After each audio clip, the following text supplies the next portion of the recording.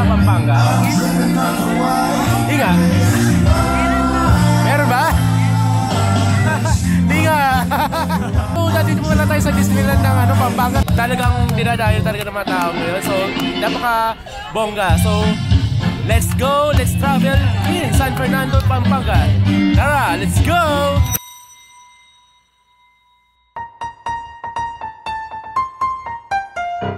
Pangarap mo bang pumunta sa Disneyland at pumunta sa North Pole? Meron akong na-discover na talagang hindi mo na kailangan pumunta sa ibang bansa.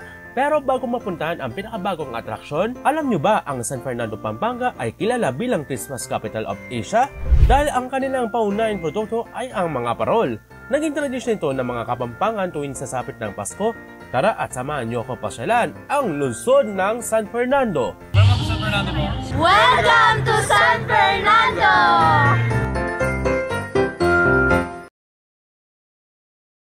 Pag sinabing San Fernando, anong pumapasok sa isip nyo? Siyempre, una, pumasok sa isipan natin ay ang mga parol. Kahit saan langsangan at mga street lights ay may nakakabit ng mga parol, talagang lumiliwanag ang kanilang langsangan. Lalo na kapag binaybay mo ang Jose Abad Santos Highway, ang isa sa mga major highway dito sa Pampanga. Dito po sa kinakatatayan ko ay ang footbridge.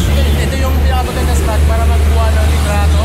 Yung gaano kaganda ang Jose Abad Santos Highway dahil sa nag-iilawan at nagkagandaan ng mga parol na kinakabit sa bawat street light nito. Bukod pa sa mga nakakabit ng mga parol sa street lights, makikita nyo sa gilid ang mga tindahan ng mga parol. Alam nyo ba mga gilagis, ito ay isa sa mga ipinagmalaki ng mga Kapampangan. Ito ay ang parol. Dinidisplay ito tuwing Burr months, kahit bago mag-Burr months, dinidisplay na nila ito. Ramdam na ramdam mo talaga ang Pasko dito sa San Fernando, Pampanga dahil kilala ang paggawa ng mga parol. Paano nagsimula ang mga Kapampangan sa paggawa ng mga parol? Dati po kasi yung mga papel de hapon pa po yung mga ginagamit pa po namin noon.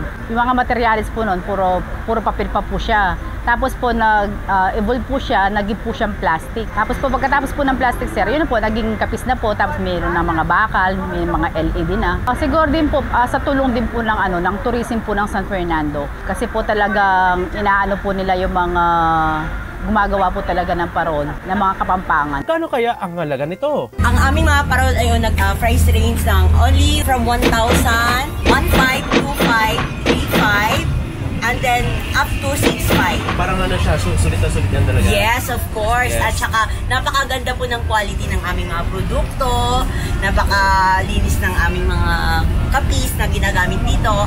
At saka yung mga hindi po ito yung po ng mga kapis na mga simpleng kapis lang po dito ay galing sa ating mga karagatan syempre. At saka friendly, environment friendly itong klase ng mga materyales. Bali hindi siya talaga biro, no? Ay, hindi po. Maganda po ang mga quality. At saka quality talaga, check talaga. Yes. Sobrang ganda. Talagang legit talaga. Kaya mas mabuti talaga kung dadayo ka ng San Fernando, Pampanga, dito na kayo. Sa Yes, mga punta po kayo dito. Dito po kayo makakabili ng mura sa amin, promise. Yes. So ano to? Anong Jose Abad Santos ito? Opo. Along the highway lang po kami. Mas mabuti talaga yung supportahan talaga ang mga local products. Yes. That's true. Kilalang kilala ang San Fernando pagdating sa parol at talagang ipinagmalaki nila. At kumukuti-kutitap ang kanilang ilaw. Kung nadaan kayo sa mga bilihan ng mga parol, samahan nyo na rin mapuntahan ang pinakabagong tourist attraction dito sa San Fernando. Dahil ang balita ko dito ay parang nasa Disneyland ka, pero hindi mo kailangan pumunta sa ibang bansa. Ang tanong, may Disneyland ba talaga sa Pampanga? Meron dito na mala Disneyland at mala North Pole ang datingan. Dito magtatagpuan sa The Orchid Gardens Resort Complex ang kanilang Christmas display, mas lalong naging bongga ito dahil open na ito ngayong Christmas season at back to normal na. Meron silang entrance na 50 pesos per pax. Visit po kayo dito. Okay, let's go! Pagpasok sa loob, makakita nyo na ang mga naka-display ng mga Christmas decorations, mga Christmas lights, at mga cosplayers. Unang mapuntahan ko ay parang nasa North Pole ka. Okay, akala ko malamig dito pero ginawa siyang winter wonderland para maranasan man ang mga Pilipino na di ba nakaranas na snow dahil alam mo na sa Pilipinas dahil malapit na tayo sa equator at tropical country tayo. Pwede kayo mag-picture pero take note, swimming pool pala ito na naging Christmas display. Meron din silang kainan, mga performance at mga Christmas lights display na pwedeng pang Instagram.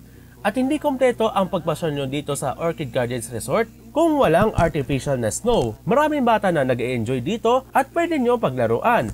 Take note, hindi totoong snow yan. Pula, parang ikaw. Nakaka-enjoy, di ba? Lalo na kapag kasama mo ang mga barkada at pamilya. Lalo mas ma-enjoy ang mga bata. Kapag pupunta kayo sa Orchid Garden Resort, mula sa SM Pampanga or intersection, pwede kayo sumakay ng jeep papunta sa palengke ng San Fernando. Pagkatapos, sakay din kayo ng tricycle o kaya naman rektang tricycle. Ito ay aabot mula sa 100 pesos to 150 pesos ang pamasahe. Mas okay kung may kasabay kayo para tipid. Dahil gabi ang kanilang pailaw at gusto magpahinga or inabot kayo ng alanganing oras, pwede kayo mag-staycation sa Azure North. Dito din sa San Fernando.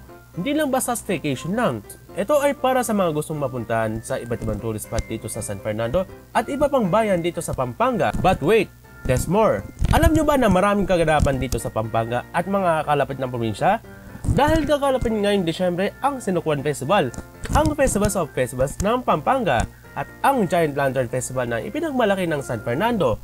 At sa susunod ng taon, muling ibabalik ang Philippine Hot Air Balloon Festival na gaganapin naman sa New Clark City sa Tarlac. Kung gusto nyo mapuntahan at tumalo sa mga nabagit kong kaganapan, pwede kayong mag-advance booking sa Travel and Leisure PH for staycation in Azure North, San Fernando, Pampanga. Affordable ang kanilang staycation. Pwede din kayo mag-direct message sa kanila for more details. Meron akong video tungkol sa staycation sa Azure North. Pwede nyo panoorin doon sa link sa aking comment section. Marami kayong dapat malaman kung ano meron dito sa San Fernando.